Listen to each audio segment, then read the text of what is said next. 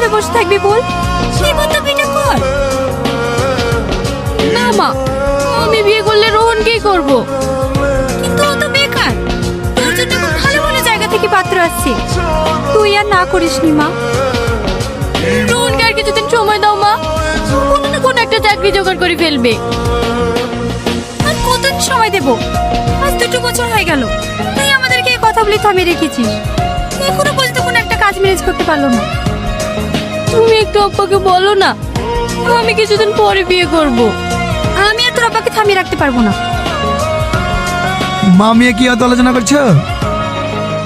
দেখো না, ওর সে জেদ ধরেই বসে আছে।